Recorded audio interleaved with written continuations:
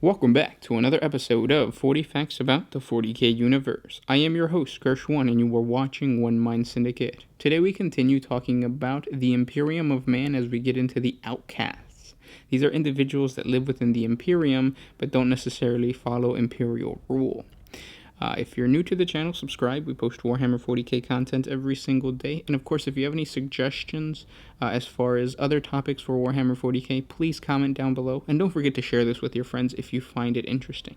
But with that said, let's get into 40 facts on the Imperial Outcast.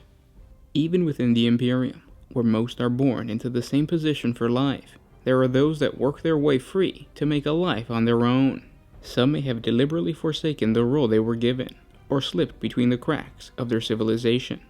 They exist as criminals, vagabonds, and renegades on the fringes of Imperial life. These outcasts live in the shadows of society, living by their wits and charm. They are able thieves, assassins, and bounty hunters. Suspicion and fear often dogs their steps, as others know, wherever they tread, crime follows.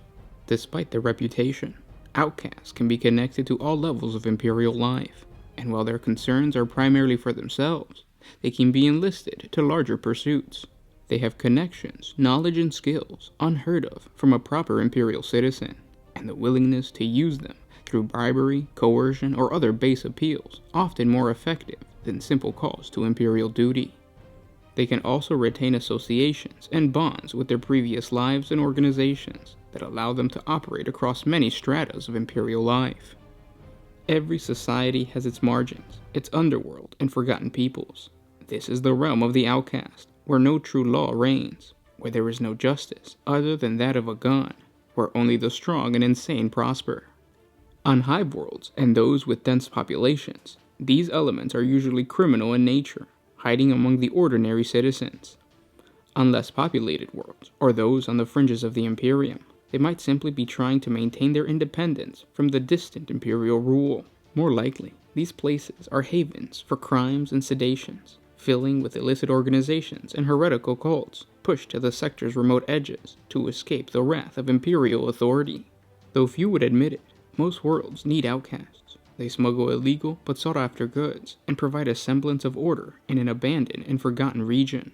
Many worlds rely on them as their primary workforce, especially for those tasks unfit for even the lowest of citizens. While reviled and hated, outcast mutants are sometimes enlisted or forced to work in toxic factories, dig radioactive ores, or till continent-spanning agri-fields on worlds with dangerous atmospheres or gravities. Outcasts also make prime recruit for the Imperial Guard, as their harsh lives make them well-suited to the rigors of combat. More commonly, authorities use them as scapegoats for the ills of the world, whether they are responsible or not.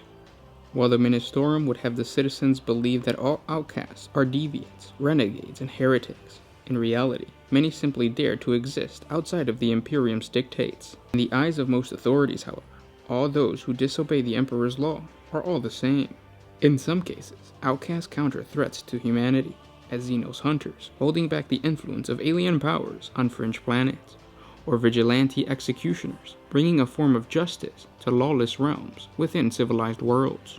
Outcasts may be shunned by the pillars of the Imperial Order, but that certainly does not mean they favor mankind's enslavement or eradication. Outcasts do not come only from the lowest reaches of the Imperium, or those that exist beyond its light.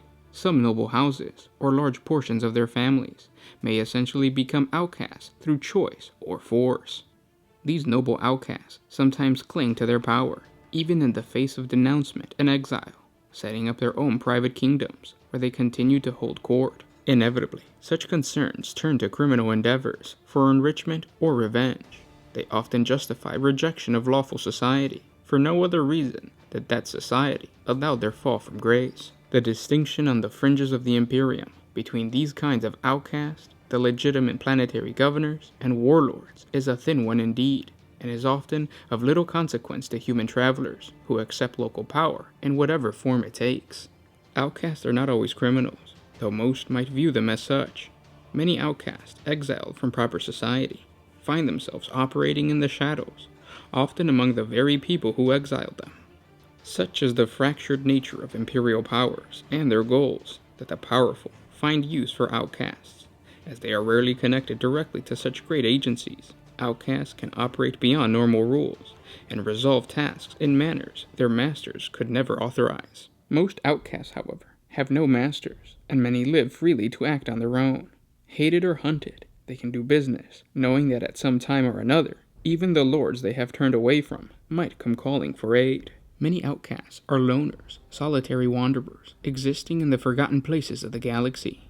This doesn't mean that there aren't groups of outcasts that form and even prosper on the brutal borders of existence.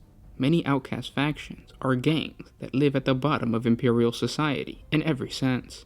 These can range from pirates plying merchant lanes and criminal cartels running entire Hab cities, to thuggish guns for hire strutting around frontier outposts, and even info brokers dealing in stolen whispers. Some of these are somewhat tolerated for their useful service. Others are continually opposed, engaged in endless struggles with the forces of law and order. With sufficient wealth and power, many gangs may rise in power and influence, rivaling that of highborn princelings. Other groups of outcasts gather together for survival. Followers of forbidden religions, nomadic tech reclamators, mutant gangs, xeno-worshipping infestations, and others band together against a universe that would see them dead if they lived alone. Some have their normal routes to power denied to them, or desiring not only just power, but the actual downfall of Imperial rule in their hive or planet. These factions are often very dangerous, and they can breed individuals with little concern of the Emperor's will. Outcasts of these groups can have access and skills useful for penetrating heresies far greater than that of criminal cartels. An outcast is truly a breed of their own, highly unique in outlook, appearance, and belief. Their only common attributes are that they usually aim to ensure their own safety and profit first, and a disposition to ignore or circumvent anything that stands in their way. An outcast always walks a fine line between being an enemy and an asset of the Imperium. The very independence that set him apart from the rest of the people and compels him to live apart makes him a useful operative for organizations like the Inquisition. And those were 40 facts on the Imperial Outcast. If you guys enjoyed this video, don't forget to share it with your friends. Like I told you before, we're going to be going over actual individual Imperial citizen casts, I guess you could say, classes. The Outcast is an amazing class, just because it allows you to play around with different just aesthetics. The Outcast is supposed to be something that goes against the Imperium.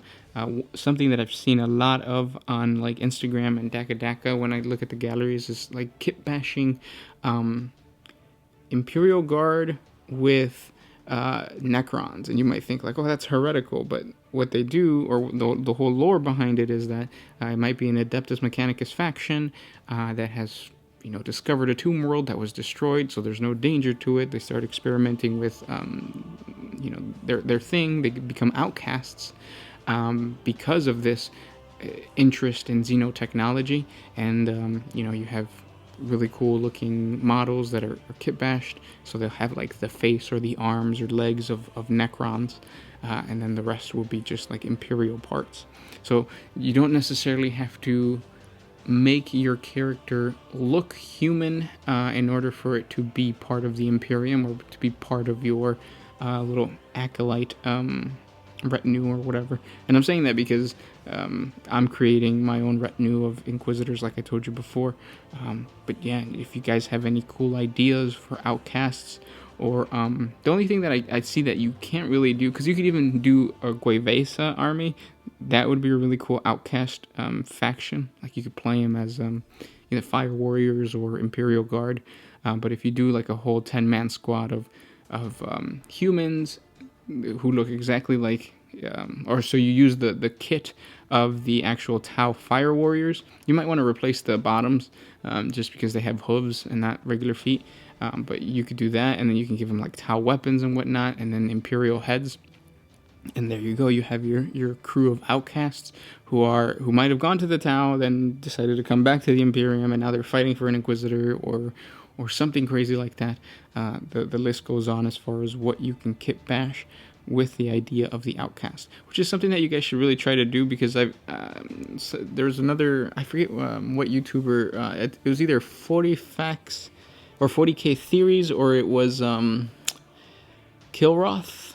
Somebody created a 40 facts, or created a video explaining how GW is doing away with a lot of the Imperial Guard special kits. So like when you do your Vostrayan Firstborn, or your the drop troops and stuff like that.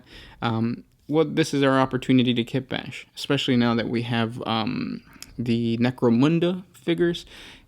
Kit bashing Necromunda models with Imperial Guard models is just awesome. You might spend a little bit more, but you can get some pretty cheap bits on eBay. You can get some heads, or you can get some weapons and bottoms on eBay, and then just kit bash with some Necromunda kits. But yeah, if you guys do that, contact us or on Facebook or on Instagram. You can hashtag our name, One Mind Syndicate. I think we are on Instagram, and then just tag us on whatever project you're working on. I would love to see. If you guys have any other suggestions for other topics of Warhammer 40K, please comment down below. Again, if you guys want to support us a little bit more, jump on over to Patreon. A simple $1 a month helps us create more videos for you guys. If you can't, we understand. Simply by liking, commenting, and sharing, it helps out the channel a lot. So please do that, guys. And yeah, I'll talk to you tomorrow. This is Gershwin with One Mind Syndicate, signing out.